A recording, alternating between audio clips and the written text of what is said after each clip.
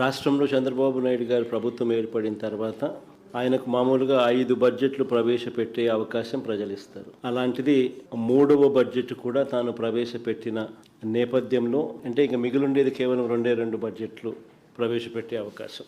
So majority of the time అయిపోయిన పరిస్థితుల్లో ఆ బడ్జెట్ కూడా ఆయన ప్రవేశపెట్టిన తర్వాత అసెంబ్లీ సమావేశాలు కూడా దాదాపుగా 16 రోజులు దీని మీద చర్చ జరిగిన పిమ్మట రాష్ట్ర ప్రజలకు ఏదైనా దానివల్ల మంచి జరిగిందా అన్నది ఒక్కసారి ఆలోచన చేస్తే 16 రోజుల అసెంబ్లీ సమావేశాలు సైతం చంద్రబాబు నాయుడు గారి బడ్జెట్ మీద తాను పెట్టిన మోసాలు, కల్పిత లెక్కలు, అబద్ధాలు ఇవి మాత్రమే ప్రజలకు కనిపించాయి తప్ప ప్రజలకు జరిగిన మేలైతే ఒక పెద్ద సున్నా.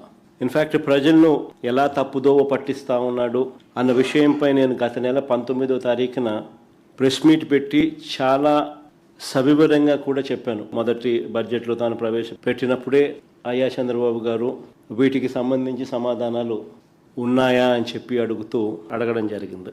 ఇప్పుడు చివరికి కాగ్ రిపోర్ట్ కూడా చంద్రబాబు నాయుడు గారిని ఆ రోజు నేను ఏదైతే వివరాలు అయితే చెప్పానో వాటినే కాగ్ రిపోర్టు కూడా రూఢీ చేస్తూ చంద్రబాబు గారి కూటమి చేస్తూ ఉన్న ఆర్థిక విధ్వంసాన్ని కళ్ళగట్టినట్టుగా కూడా కాగ్ నివేదిక కూడా చూపింది.